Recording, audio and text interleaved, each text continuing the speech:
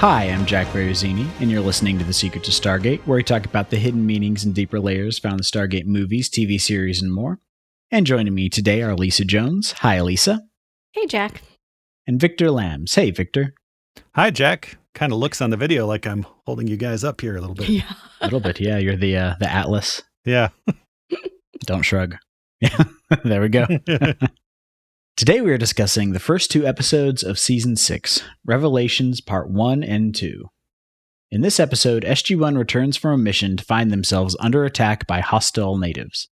Meanwhile, General Hammond receives a message from Area 51, revealing that the completion of the new hyperspace fighter, the X-302. Jack is tasked with finding a new member for SG-1 and reluctantly begins reviewing the files. Teal'c learns that his wife, Riak, is gravely ill and rushes to be by her side. Unfortunately, she has died before he gets there, off-screen for some reason. As the team deals with personal and professional challenges, they discover a dangerous energy buildup in the Stargate that threatens the destruction of the entire Earth. Dr. Rodney McKay shows back up to help find a solution, and we get lots of fun back and forth between him and Sam, and is revealed that Anubis, the new gold, appears via hologram and taunts them with the imminent destruction of Earth. We pick up with Redemption Part 2 as they race against time to prevent the destruction of Earth caused by the destabilized Stargate. As they struggle to find a solution, Teal'c mourns the loss of his wife and reconciles with his estranged son, Riak. The team is joined by Dr. McKay and Jonas, who offers his expertise in an attempt to drain the energy buildup. After the initial plan fails, they are forced to devise a risky alternative. With the clock ticking, SG-1 launches a daring mission to contact the advanced Asgard race and seek their assistance in averting the cataclysmic disaster threatening the home planet. When this does not work out, Jack is forced to make a suicide mission using the X-302 to launch the Stargate into space. Fortunately, he is able to complete his mission. Unfortunately, the Stargate is destroyed. Jonas Quinn joins the team. SG-1 is able to start again, and the SGC receives the Russian Stargate. Lots happening in this. Yeah, lots going on in this one. Yeah, it was a lot of fun. What are your thoughts on this episode, Lisa? I think like at one point Sam Carter goes, "What next? Like what now?" And that's how I kind of felt like it's like, okay, this, and here's this person, and now we're gonna do this, and so I like it. There's a lot going on, and it moves the plot, and it's got all of the cool Stargate things with characters that we love, and it's weird to think about because this was the first episode on SyFy channel. Mm-hmm. It was on Showtime. Now it's on SyFy.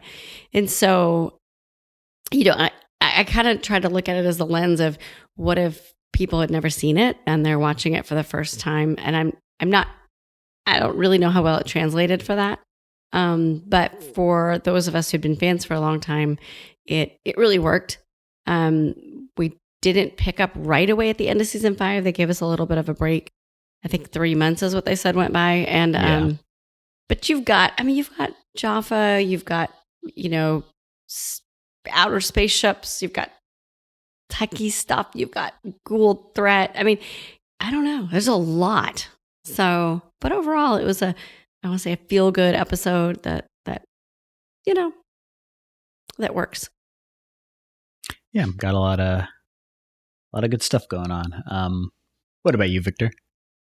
Yeah, I mean, right from when they're doing the opening credits and you're seeing the guest actors that will be in this, they're bringing back the fan favorites. You have Braytek, you have McKay, you have Colonel Chekhov. So you're in for a treat. And it really seemed like they were pulling out all the stops. With you can't do your big season-ending stories at the start of the season, but it's a good introduction for Anubis. He has new methods of attacking Earth. And I think they did a really good balance between, what's happening in the SGC where they're trying to science their way out of it. And then the Jaffa action plot, which it seemed like Riak's story arc was trending towards like Anakin Skywalker territory, like my mom's dead and I'm mad and I hate everybody. But then it had a happy ending where he flew his little N1 starfighter and blew up the Trade Federation battleship or whatever he was doing there. So So so no, it was much happier than the Anakin Skywalker saga, but so I like this episode a lot. Any chance to see McKay, and it's a good introduction for Jonas Quinn after Jack has burned through 8 or 9 prospective Daniel replacements. And I just love Jonas Quinn's attitude. He's trying to endear himself to the teams. He takes disappointment very well when they tell him to his face, it's never going to happen. You're never going to join the team. And then, as Earth's about to be destroyed, he's just sitting there with his coffee, Look, and we all know like bosses or coworkers like that who just like stand around and be like, hey, what about that thing? Well, what does that thing do? And you're like, okay, you just solved the whole problem. So so it's a good introduction to the team for Jonas as well. It is interesting. I feel like everybody had something to do in this episode or in these 2 episodes, because Teal'c had a pretty substantial plot. Jack had a lot to do with destroying the Stargate. Sam was doing her thing, sciencing everything. But Jonas and also McKay were pretty involved, which I feel like they weighted what the characters were doing in the plot better than they have previously. This almost felt like, and I guess this is probably from the transition from Showtime to SyFy. I did some research on the budget, if it went up at all. I can't imagine it would from SyFy, but it felt almost like a soft, not like a soft reboot, but this episode was intended to be a good starting place for people who had not been following the show previously, and I think they did a really good job with that. Yeah, definitely from a world building perspective, and then establishing, like I said, the character of Jonas Quinn. I really liked how he was able to earn McKay's respect, which, as we've seen so far in this show and then in Atlantis, is not earned easily. Mm-hmm. But so they're fleshing out Jonas's character. He's a very buoyant spirit, hard to discourage, but also very very quick learner. And I think even among Kalaunans, that's he's kind of a prodigy there. But so it's I think everybody has something to do. We can argue like they wouldn't have thought to remove the Stargate sooner, but maybe not. But I didn't think of it either. Yeah, I didn't think of it either. Yeah, and I've seen this 3 times, and I was like, that's what happens. That's what happens. I did look, and there was evidently a lot of controversy at the time about the quality, if the quality would drop between Showtime and SyFy and the budget and all that. And there were things put out saying, no, it's still gonna be great. It's still gonna be great. So I kind of like what you were saying about, it looks like they did fine on the budget. Like they had this 2-parter to really wow everybody and say, no, we're still here. It's still great. This is the show you love. We're still going to blow stuff up. Don't worry about it. Yeah. Yeah. And it's definitely, I'm assuming they probably allocated a lot of the season's budget for this 2-parter.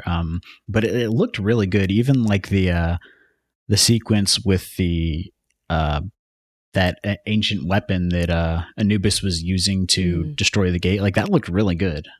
Yeah. Mm-hmm. Yeah, and it looked, the weapon design itself was really cool, and I like how it's protected by a force field, but the Jafar have found one of the little generators that kind of, it's a power source in the middle or a beam directed at the Stargate, and the nodes around it, I guess, are part force field and part power generator.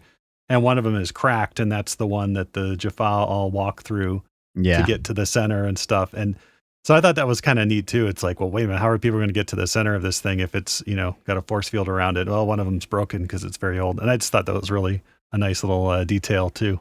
Makes it feel kind of lived in and like it has been there for a while. Right, yeah. Mm-hmm. I also like that Anubis's weapon is essentially just DDoSing the Stargate. Yeah, pretty much, yeah. Until it explodes. Yeah.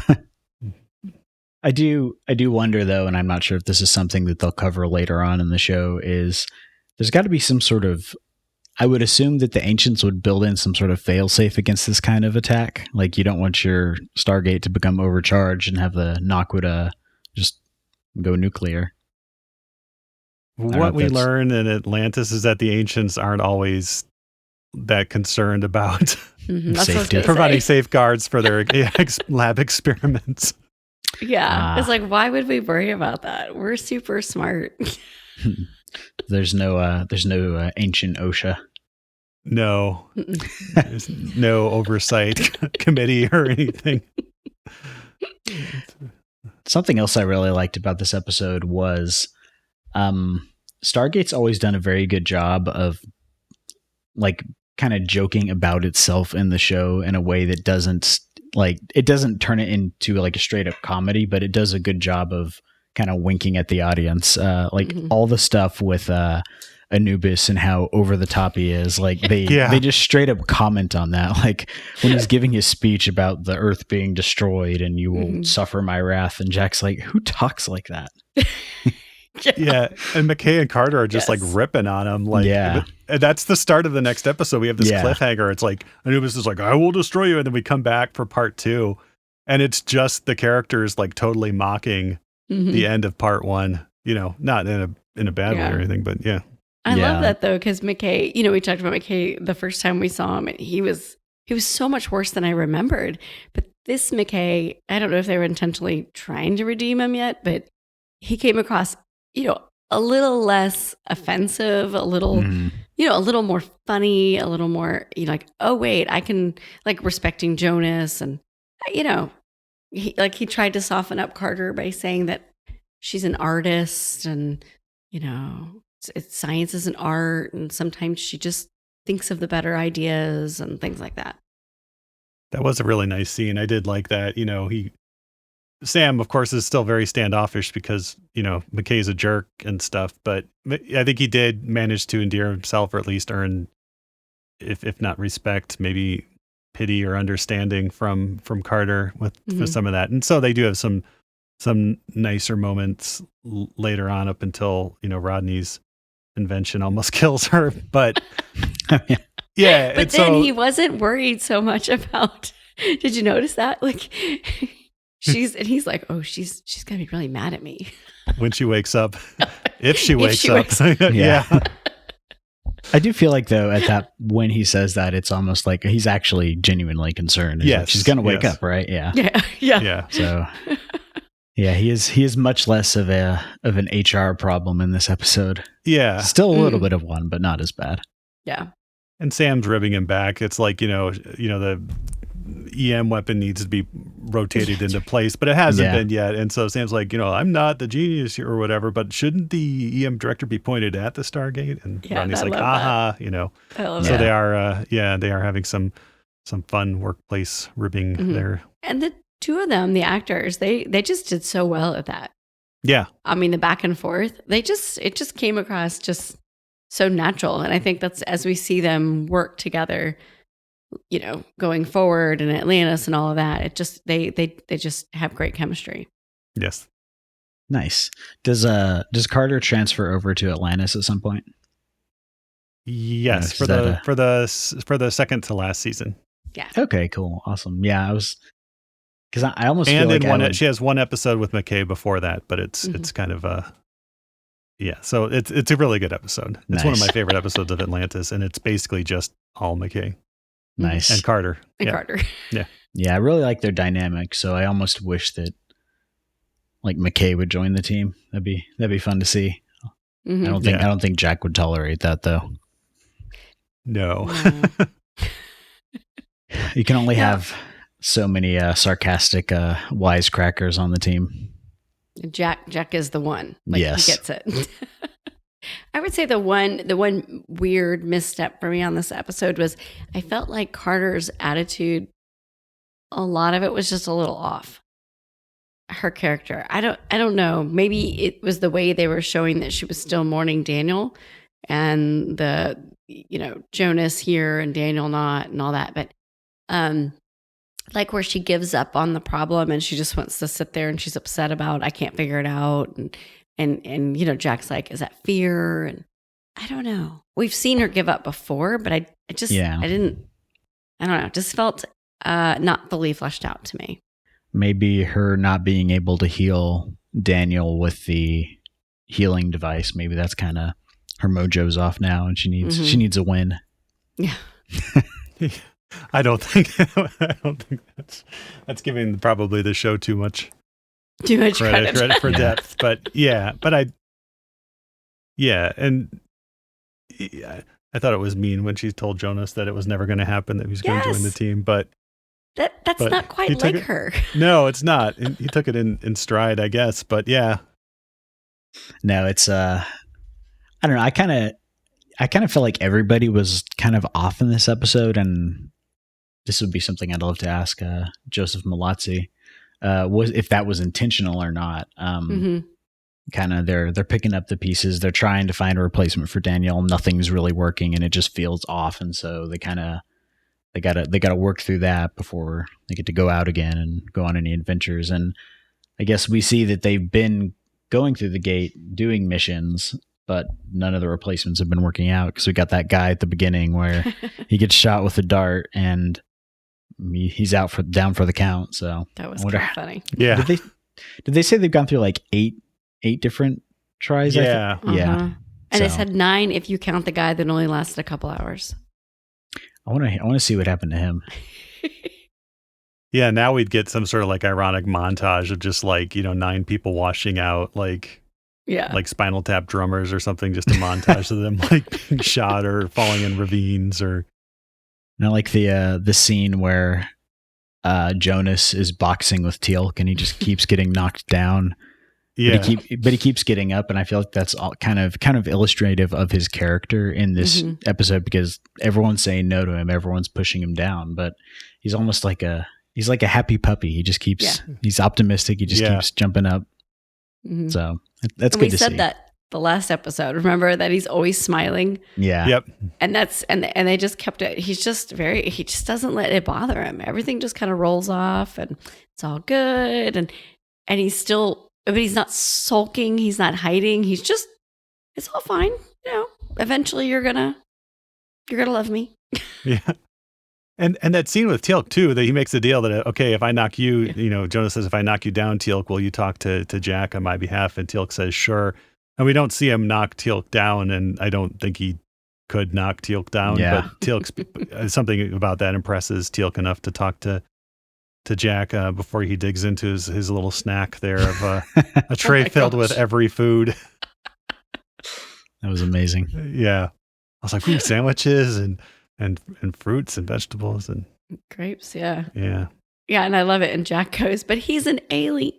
Oh. It's a Teal'c. He says this. Yeah. Present company excluded. Yeah. Right. No, we also get I like there's a lot of good comedy in this episode, and I feel like Richard Dean Anderson was it almost feels like he was reined in a bit more. I don't know if that was actually what happened, but he's gotten to the point of being almost grating in a couple of the past seasons, but I feel like it was more reeled in here, like that part where they're talking about what they're going to do when the Earth's going to be destroyed, and he's like, I'm going to go eat some cake. Yeah. That was good. Yeah. And Carter says, I'll go with you. Yeah. Yeah. And I like the whole bit with the X302 as well. Yeah. Like first, and I like the character of Captain Murphy, played by Christopher Kennedy. I don't know that he comes back, but he's just perfect in that role of like, it's not ready for testing. You could test it. I wish I was coming. He's really good as kind of the voice of mission control in this one. There's a reference to the one where the X301 went spinning off into space. I forget what the name of that episode was. Bye Bye Spaceship or whatever it was called. But yeah, right. And then sorry fans.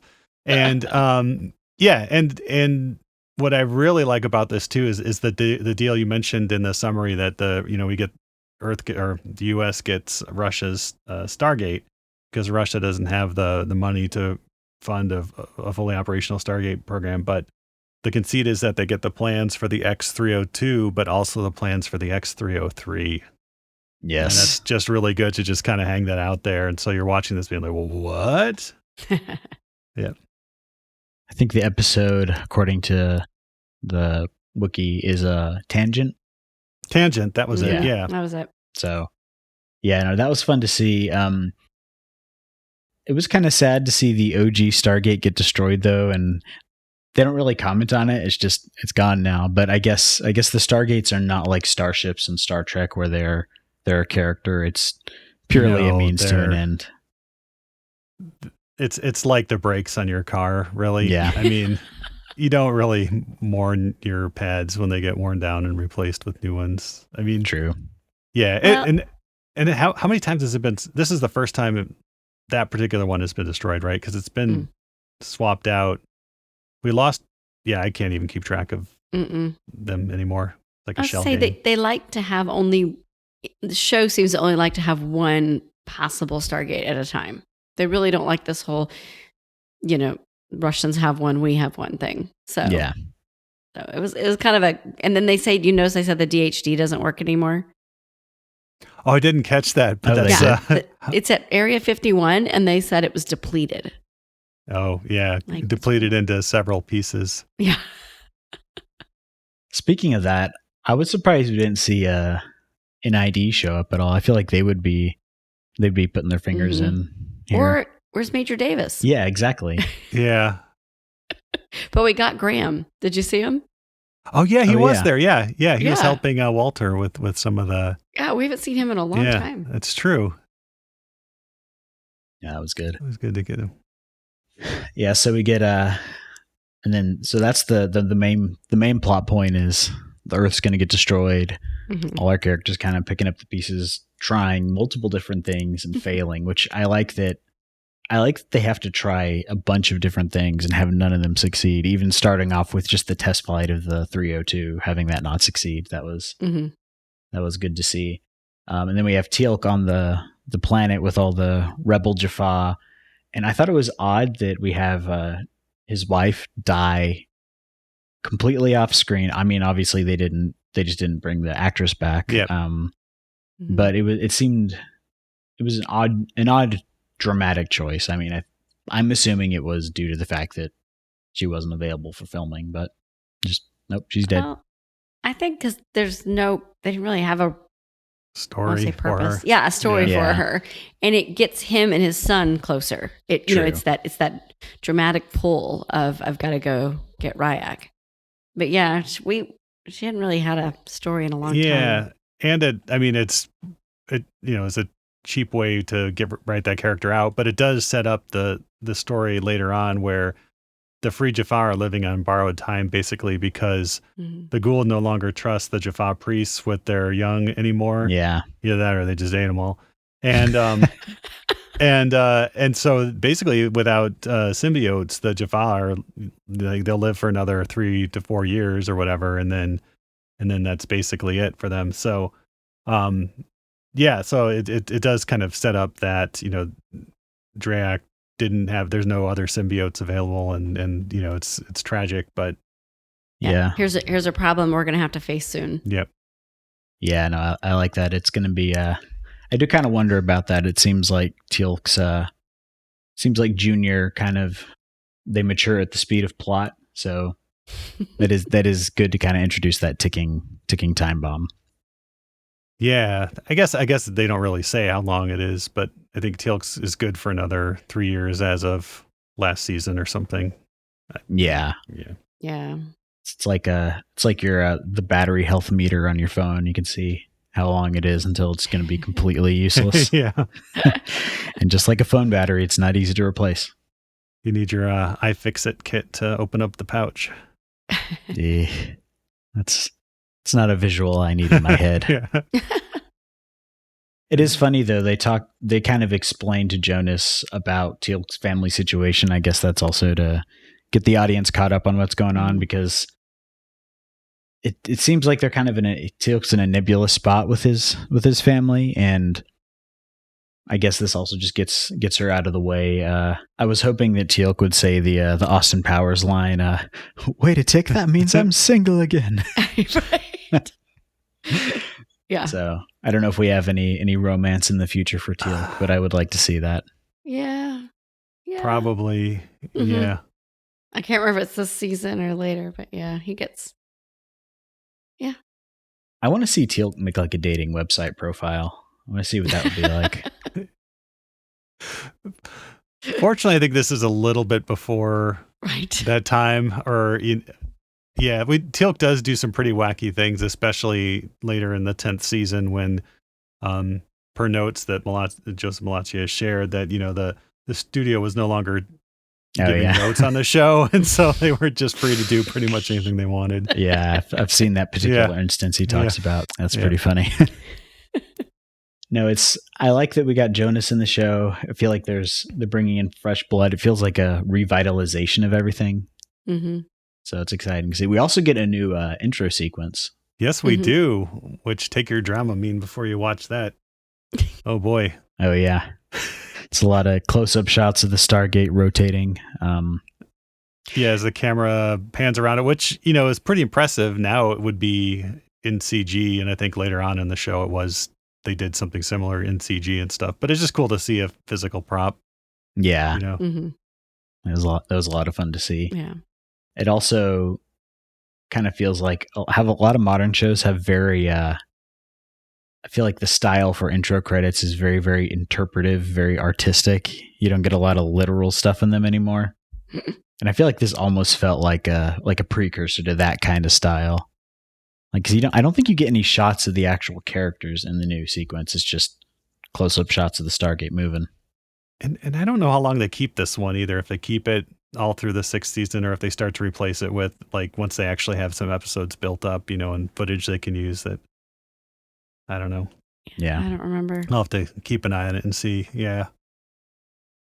And this is also the first episode we get without Michael Shanks at all, because even though Daniel wasn't in the last one, that's right, we still had Michael Shanks as Thor. So, yep, and his sad to see name was not in the credits. Nope. Yep. Mm-hmm. But I do think it's good to have a new dynamic to the team. Yeah. Yeah. I like this season with Jonas. So I me too. As I said last time, I'm a Jonas fan. So, it's nice to have a little bit. They're not trying to make him Daniel. Yeah, that's good. We also get the actor, his name, he plays Tyrell in Battlestar Galactica. He's the lead evil Jafar. So fun to see all those familiar faces. That's where I'd seen him before. Yeah. And he's been on Stargate already once, hasn't he? I think so, yeah. Yeah. I remember we talked about him. Dale Hall, I believe, yeah. Yeah, no, this is filmed in the same place, so you get a lot of those regulars. Yep. It is funny when you think about how many extra people are in these episodes than a normal SG1 episode. I feel like they've like you said, it just called everybody in. Let's all go for it. But I was glad they got the original Riak too. Yeah. That was nice. Yeah, all the way back from season 1, I think, right? Yeah. I think the last time we saw him was season 2. Yeah. Yeah. Yeah, briefly. When he was brainwashed. So, yeah. But it's nice to see him aging. He's growing up. Yeah. And see his relationship with Teal'c and how strained that is, and how you understand where he's coming from, where he's like, you made this choice for all of us, and so we have to deal with it even if we don't want to. And he's not wrong about that. Mm-mm. And his dad left. Yeah. I mean, he's not there helping. He's right. He's off saving the world or whatever, but he's not there on the day-to-day dealing with the consequences of those actions. Oh, I was just thinking it was a good callback to the first time we met Teal'c's family, and they were still suffering from Teal'c, having betrayed Apophis, and having Riak, implanted with a symbiote was going to be the thing that got them back in, to the good graces there. And of course Teal'c ruins that too by like killing all the priests, right, or whatever at the time. Yeah. So so he has a habit of being absent and showing up just to wreck the lives that they've managed to eke out and build back. But it's for a good cause. It is interesting, that whole dynamic there, and I almost feel like Teal'c owes the Jafar a bit more of his presence. I mean, I understand it's good that he's on the team and he's accomplishing things there, but I could understand being bitter about that because he set them on this path, and then he kind of gets to. He's in danger when he on the missions, but he kind of gets a cushy life otherwise. If you think about it, there was a talk about the parallel between Jonas and Teal'c. Yeah, You know, and they talked about how Jonas is an alien too, but Jonas betrayed his people and can't go back. right. Where Teal'c, he can't. I mean, he can, he should in a way because he's their leader. They all look up to him, but he's on Earth, so Yeah, he's letting Braytac do it. So, and that does we do hear more about this later, but it is interesting to see Riak, confront him about it and fight. Mm-hmm. Yeah. And as a father, I appreciated Braytac's kind of talk with Teal'c too, and Riak has lots of self-doubt and confidence issues, just having an absent father and not being a warrior like the other Jafar, and Teal'c's like, well, that's ridiculous. He knows that. Why doesn't he know that I think he's brave and stuff? And Braytac just says, because you're his father and you haven't told him. Yeah, and so and then Riak kind of flips that and gets able to invite himself along on the mission, saying like, well, don't you think I'm capable of doing this? And so Teal'c can't say no at that point, but yeah, so.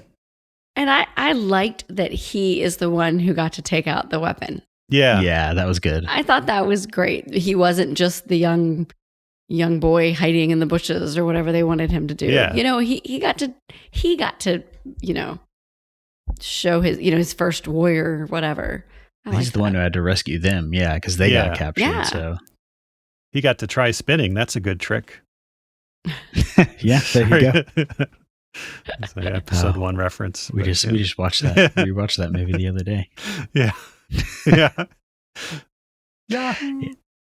I hope we see more of Riak. I think his dynamic with Teal'c and kind of he's a young Jafar, so he's growing up with this new status quo that Braytac and Teal'c both haven't had to go through. They made the choice to betray, where he's got to grow up with the consequences of their actions. So I also wonder. We do see him, and it's the same actor, so we get to see him really grow up into a young man, which is nice. I'm surprised there isn't any sort of like amnesty deal with Jafar who want to come settle on Earth. Like, bring him in, let him not be living in like ratty tents. Probably it's the Gould in their stomach. Yeah. And they do mention that the Tauri is setting up a like nicer camp someplace for them. And then they'll all be taken to this nicer camp that they can live in. So I've been around military issue trailers, so nicer is a relative term. Yeah. But we do see eventually, I don't know if it's this season or next season, kind of like where the Tauri kind of stashes its allies, and the powder keg that ignites. So yeah. Oh, there we go. Awesome. Yeah, I'm excited. Excited for the season. Excited for Jonas to be on the team. Feels like kind of a fresh start. Mm-hmm. So, did we have any fun alternative language titles for this? Can't imagine with the name. It was Redemption Part 1 and Part 2 and all the usual like language suspects. So do better, wacky foreign languages. Assuming German would be something like the Stargate explodes, something like that. Yeah, yeah. Right. Jonas saves the day. There you go. Yep, by pointing out obvious things. Yeah. Awesome. It was a good time. Did y'all have any other thoughts on this episode? Just that Richard Dean Anderson, his knee issue was real. He injured himself right before they started filming, so that limp was real. Oh, interesting. Said That's a good he piece fell of while he trivia. was carrying his daughter. So I threw my back out playing with my son the other day, so I feel that. Yeah, raising kids is brutal. As Teal'c learned on more than one occasion. Yeah, he definitely learned it in this episode. That's got to, those staffs have got to hurt. Oh, yeah. Awesome. We do have some feedback on our episode 107 on the Sentinel.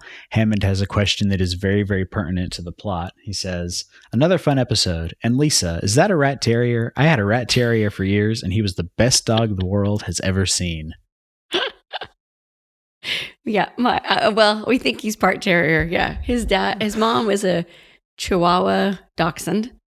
And we don't know what the dad was, but everybody suspects it was a terrier. So Nice. his name is Indiana Jones. For obvious reasons, because my last you name named is the Jones. dog Indiana. The dog is named there we go. Indiana. Yeah. I love that Yeah. dog. He's in here a lot while I'm talking. So Nice. Well, he's the honorary 5th member of the show now. there you go. He'll be with the mascot, Yeah. the barky, loud mascot. The symbiote.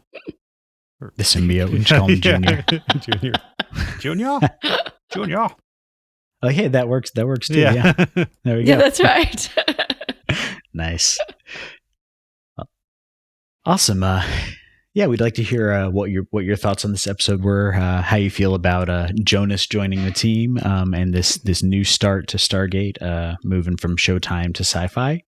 Can reach us on at Stargate at sqpn.com and at Twitter at sqpn. Before we go, we'd like to take a moment to thank our patrons who make it possible for us to create The Secret to Stargate, including Nicholas D, Richard M, Adam G, Nicholas O, and Logan K. Their generous donations at sqpn.com make it possible for us to continue The Secret to Stargate and all the shows at StarQuest. And you can join them by visiting sqpn.com/give. And be sure to follow the show on Apple Podcasts, Google Play, Stitcher, TuneIn, Spotify, iHeartRadio, or on the SQPN YouTube channel. And to find previous episodes of Secret to Stargate and to send feedback, please visit sqpn.com/Stargate. You can email us at stargate@sqpn.com and follow StarQuest on social media at facebook.com/StarQuestMedia or on Twitter at SQPN. You can check out the SQPN Discord at sqpn.com/Discord. There we go. I got it right this time. And we'll be back next time when we'll be discussing the next episode of SG-1, Descent. Until then, Lisa Jones, thank you for joining me and sharing the secrets of Stargate. Thanks, Jack. And Victor Lambs, thank you too. Thanks, Jack. And for the record, I hate you. Well, it can't get any worse then, can it? Yeah. And once again, I'm Jack Baruzzini. Thank you for listening to The Secrets of Stargate on StarQuest. That's a quote from the episode, right? You didn't tell me to say that just so